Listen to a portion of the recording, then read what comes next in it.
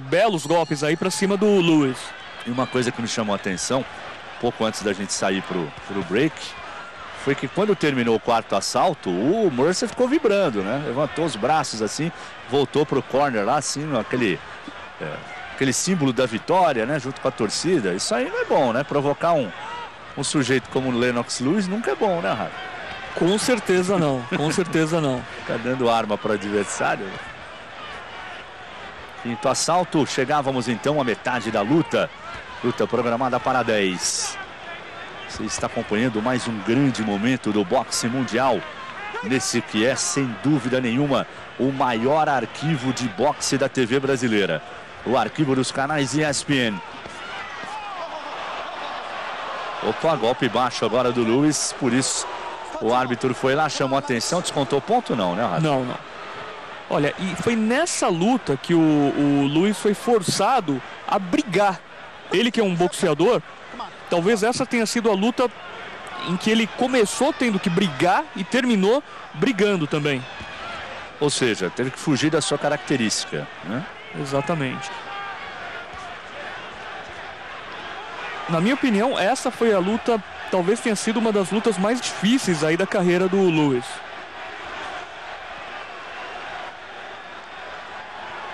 A luta alternava bons e maus momentos, né? A gente teve boas sequências de golpes do Lewis, do Mercer, mas invariavelmente acontecia isso aí. Ou era um clinch, ou um abraço, né? Para poder dar uma travadinha. Claro que ninguém queria perder. Olha lá, mais um clinch na luta agora provocado pelo Mercer. Mas ficava sempre aquela expectativa que em algum momento alguém pudesse cair, até porque eram dois pegadores. Exatamente. Como já dissemos aqui, o Mercer na oportunidade, em 23 vitórias, havia conseguido 16 por nocaute, né? Enquanto que o Lewis em 28, 24 por nocaute. Então eram realmente dois lutadores com uma boa pegada. Olha, e quem tinha o queixo mais resistente aí era o Mercer. Se alguém corria o risco de ir para a lona, era mais o Lewis. Tanto que o Lewis conseguiu colocar uns 3 ou 4 golpes no queixo do Mercer e não aconteceu nada. Ele continuou em pé lá. Agora o Mercer também, ele nesse momento ele já começava a sentir um certo cansaço e por isso já começava a abusar do clinch, né? Você viu que o Lewis estava nas cordas, no momento que teoricamente ele podia aproveitar para soltar golpes, ele preferiu o clinch. Já já voltamos com o sexto assalto. Aí, sexto assalto, já passávamos da metade da luta, que era programada para 10 assaltos.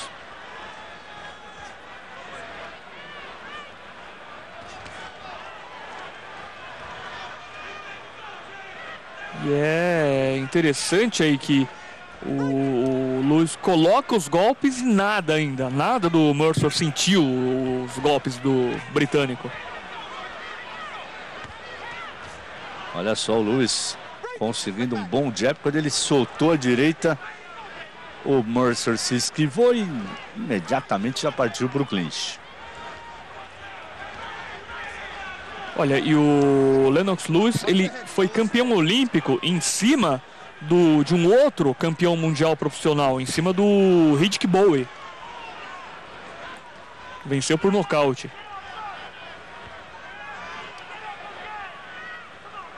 E o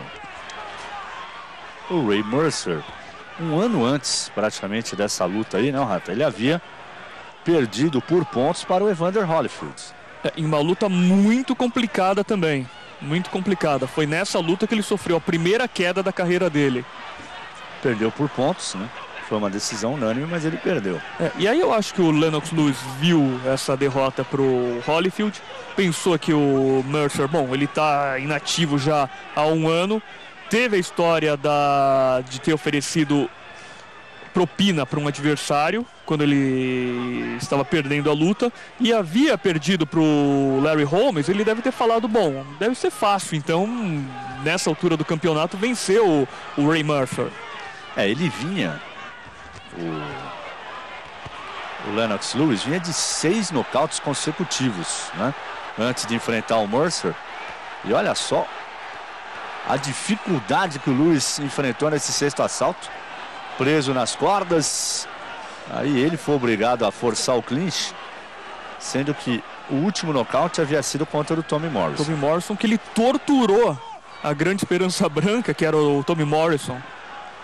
The Big White Hope, é isso, Rato? Exatamente, e sobrinho neto, segundo ele, do John Wayne. Grande John Wayne, né? Que marcou a época em Hollywood como o cowboy do século, né? Foi o cowboy do século XX, não foi? O grande cowboy do século XX, em termos de Hollywood, foi o John Wayne, né? Exatamente, o caladão. É, aquele que resolvia tudo. As mulheres ficavam malucas pelo John Wayne, ele tinha aquele estilo machista, né? Era muito legal.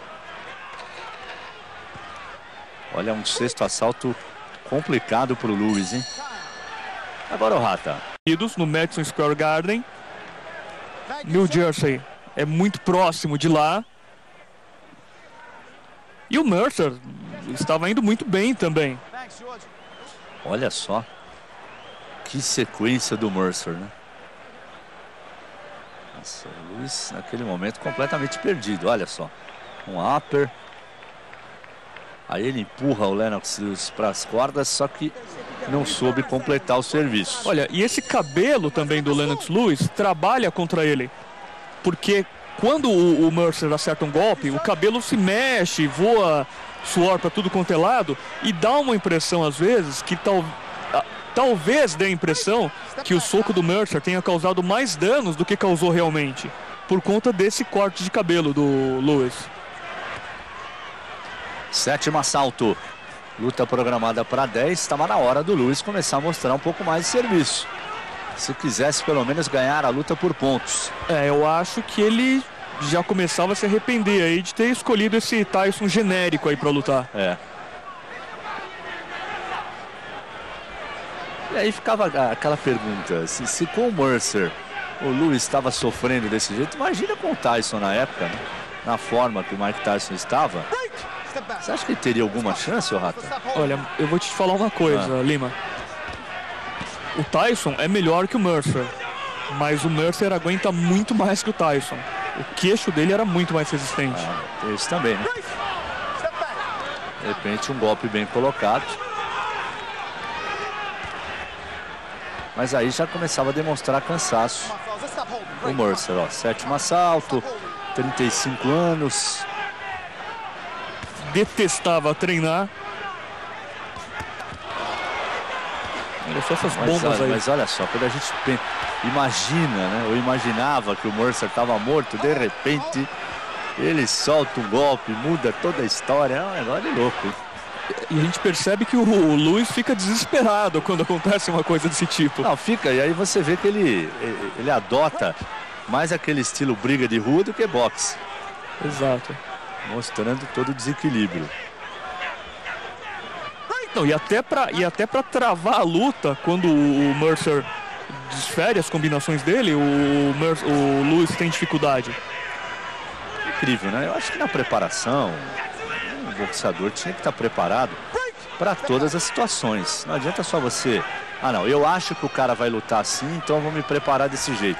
Aí chega na hora, o cara não luta do jeito que você imaginou, e aí? Aí fica ele sofrendo como o Lewis sofreu nessa luta aí. É que todas as indicações levavam a crer que o Mercer ia chegar desmotivado e despreparado para essa luta. Essa coisa de deduzir, em esporte nenhum dá certo. E a gente percebe aí que os olhos do Lewis, eles estão quase fechando. Olha só, esse olho direito, por exemplo. Mas pelo menos ele está mais contundente nesse assalto, olha. Eu subi uma sequência de golpes. Nós vamos para mais um intervalo, daqui a pouco voltamos. É um olímpico e foi campeão mundial também pela OMB. Mas nesse último assalto até que o Lewis se soltou mais, hein, Rata? Ele foi bem nesse assalto também.